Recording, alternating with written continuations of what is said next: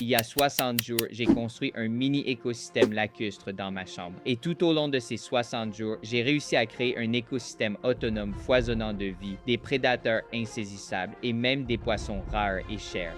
Cet écosystème a créé des relations d'amour, des ennemis redoutables et même l'évolution de nouvelles vies. Alors, pour vous montrer comment nous avons commencé, laissez-moi vous ramener au premier jour. Le premier jour, nous avons commencé avec un aquarium vide et pour en faire un écosystème florissant, nous avons besoin de matériaux cruciaux.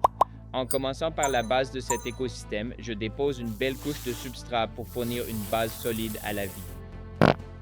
Maintenant, pour la grotte. J'ai brossé le substrat tout autour pour lui faire de la place. Cette grotte va ajouter un nouvel habitat que nos créatures pourront explorer. Ensuite, j'ai ces belles roches pour structurer l'aménagement. Ces roches ajoutent un beau contraste à l'ensemble, mais j'ai l'impression qu'il manque encore quelque chose. Du bois flotté, ça s'intègre parfaitement ici. Maintenant, pour les plantes. Ces plantes vont jouer un rôle crucial dans notre écosystème en fournissant de l'oxygène, en filtrant les déchets et même en offrant un abri aux bébés animaux. Maintenant, le bac a l'air si vivant.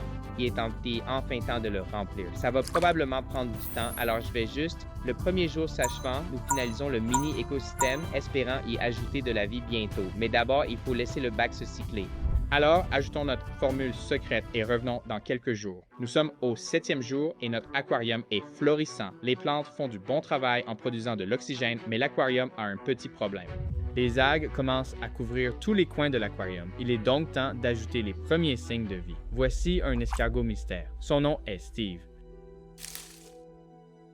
Et voici un escargot nérite cornu nommé Spike. Ces paisibles créatures aideront à maintenir l'équilibre de notre écosystème en mangeant les algues et en nettoyant les restes. Spike a des cornes qui dépassent de sa coquille et Steve a ses yeux orange vifs. Maintenant, il est temps de présenter nos crevettes. J'ai acheté ces crustacés colorés dans mon animalerie locale et l'une d'elles porte des œufs.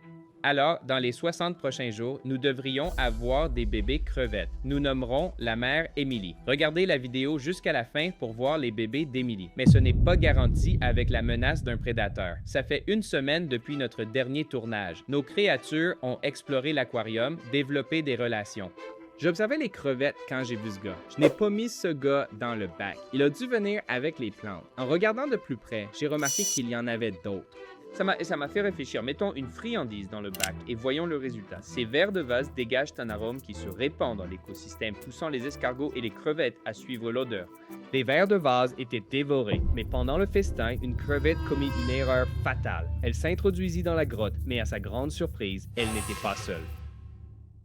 Alors que le 21e jour est arrivé, permettez-moi de vous présenter notre nouveau prédateur, Crush. Il s'agit d'une écrevisse naine mexicaine, capable d'écraser ses proies, mais il semble qu'il lui manque une pince. Puisqu'il lui manque une pince, notre prédateur ne peut pas remonter à la surface, laissant ainsi l'écosystème d'en haut en sécurité pour l'instant. Sans la menace d'un prédateur, les relations se renforcent. Bientôt, cet écosystème connaîtra une nouvelle vie. Quelques jours ont passé et Crush est toujours dans la grotte. S'il veut avoir la moindre chance de s'en sortir, il va falloir le nourrir. Alors j'ai descendu des vers de vase dans la grotte et il a instantanément attaqué les pinces. Ces vers de vase vont lui apporter les nutriments dont il a besoin pour qu'il guérisse, mais sa source de nourriture a attiré d'autres animaux dans l'aquarium. Un énorme escargot mystère a repéré les vers et descend vers le fond de la grotte.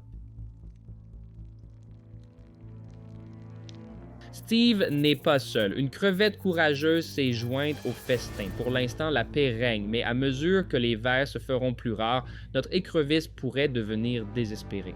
Ce repas peut faire la différence entre s'échapper de la grotte ou y mourir. Alors l'escargot commet une erreur fatale. Son tentacule entre en contact avec Crush et Crush n'hésite pas à frapper.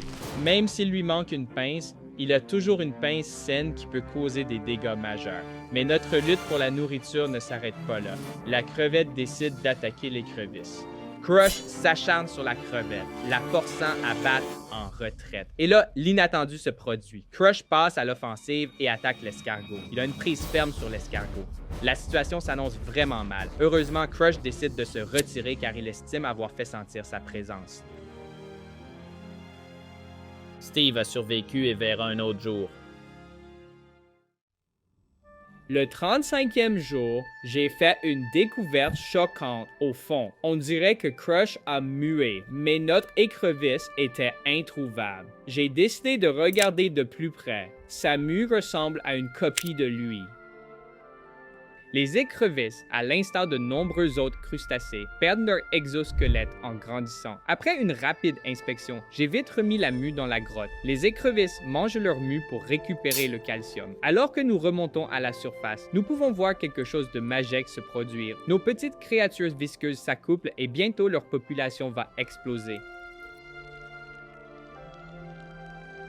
Ce ne sont pas les seules créatures de ce bac à attendre une naissance. Cette maman crevette est presque prête à donner vie à ses petits. Si nous regardons de plus près, nous pouvons voir de minuscules points noirs sur ses œufs. Ces points noirs sont en réalité les yeux de bébé crevette. C'est un indicateur que très bientôt elle donnera naissance à de nombreuses petites crevettes.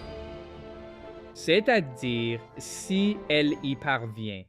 Crush a évolué et a commencé à développer une nouvelle griffe, ce qui lui permet de s'échapper de sa grotte. Miss Crush n'a plus besoin que le proie vienne à lui. Base, avec l'ajout d'une pince, il trouve une crevette insouciante qui fouille le fond. Il utilise sa griffe repoussée et c'est terminé pour ce type. La victoire de Crush est totale. Avec sa nouvelle griffe, il ne fait pas que survivre, il prospère dans le monde aquatique. Dans la nature et même dans les limites d'un aquarium, chaque jour est un test de survie. Aujourd'hui, Crush a prouvé sa valeur une fois de plus. L'arrivée de nouveaux habitants apporte une dynamique fraîche au bac. Tandis qu'ils s'intègrent à cette communauté aquatique en constante évolution, je remarque quelque chose de différent chez la guppy femelle. Il semble qu'elle développe des œufs sur son arrière-train. C'est la beauté du guppy à ventre transparent. Nous allons pouvoir observer le développement de ces bébés. L'écosystème est florissant. Nos guppies ont trouvé leur foyer et se sont trouvés l'un l'autre. Leur lien se renforce chaque jour tandis qu'ils explorent leur habitat qui abritera bientôt leurs petits. Non loin d'eux, cachée dans la verdure luxuriante, une mère donne naissance à une nouvelle vie. Elle a choisi les plantes comme le meilleur refuge pour sa survie. Tout près, une autre créature a la même idée. Les crevettes se sont réfugiées dans les plantes pour se protéger des écrevisses au fond de l'aquarium. Bientôt, nous verrons la prochaine génération de crevettes. Notre prédateur s'est adapté une fois de plus et est maintenant assez fort pour se frayer un chemin dans la verdure luxuriante. Il commence à traquer sa proie. Finalement, la découverte d'œufs d'escargots innocents tout en haut de l'aquarium constitue de délicieuses friandises, mais ces œufs n'étaient qu'un simple encas pour une bête grandissante. L'écrevisse s'est aventurée en territoire de crevettes.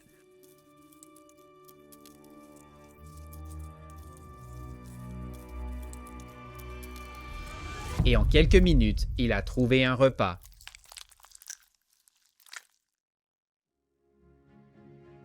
En parlant de ces jeunes, nos crevettes ont une apparence un peu différente. Les crevettes ne portent plus d'œufs. Cela ne peut vouloir dire qu'une seule chose. Les œufs ont éclos. Et si nous regardons de plus près, nous pouvons voir une minuscule crevette qui ressemble exactement à un adulte.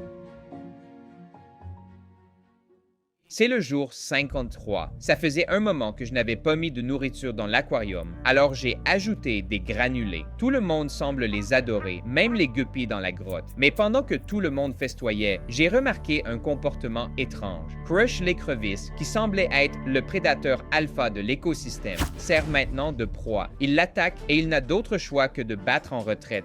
Serait-ce la fin de Crush l'écrevisse? Alors que le dernier jour de notre projet est arrivé, je n'aurais jamais pu imaginer que ce processus de 60 jours se serait développé en un écosystème aussi divin. Notre écosystème lacustre a créé des relations inattendues, l'évolution de nouvelles vies et même le début d'un nouveau voyage. Nos guppies à ventre de verre n'ont pas réussi à se reproduire pendant la simulation de 60 jours. Je continuerai à vous donner des nouvelles à leur propos, mais Crush l'écrevisse s'est complètement rétabli avec 2 pinces entièrement fonctionnelles. N'oubliez pas de liker et de vous abonner car j'ai beaucoup d'autres projets en préparation.